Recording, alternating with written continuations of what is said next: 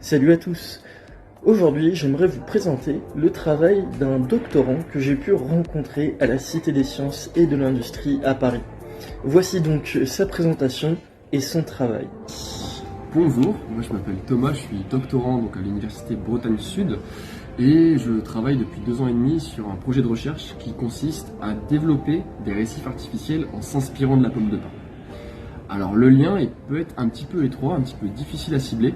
En fait, ce qu'on imagine faire, c'est par l'inspiration d'une écaille de pomme de pin qui courbe en fonction du gradient d'humidité.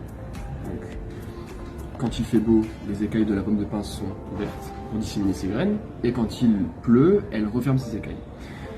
Nous, on se base sur ce principe pour créer des récifs intelligents, donc un matériau qu'on viendrait immerger dans les océans et qui viendrait déployer sa structure une fois immergé dans l'eau.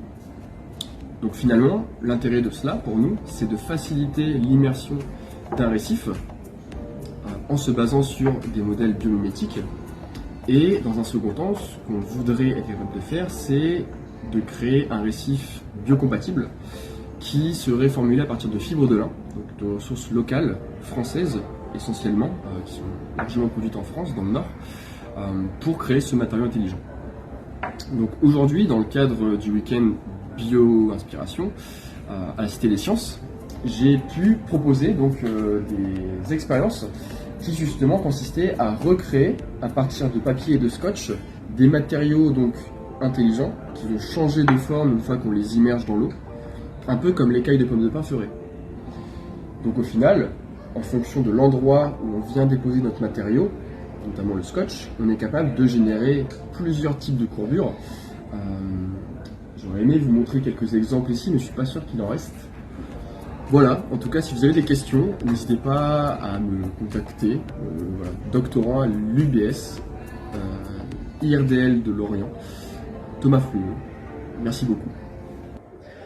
Comme vous avez pu le voir, ce projet est extrêmement intéressant. Et il y a beaucoup de questions que l'on peut se poser à ce sujet. Si jamais vous en avez, n'hésitez pas à aller dans les commentaires où vous pouvez retrouver le contact de cette personne. Évidemment, je n'ai pas pu tout détailler de son travail, mais il pourra vous en dire beaucoup plus. On se retrouve en tout cas une prochaine fois pour une nouvelle vidéo de médiation, peut-être même des visites des coulisses de la Cité des Sciences. À une prochaine fois.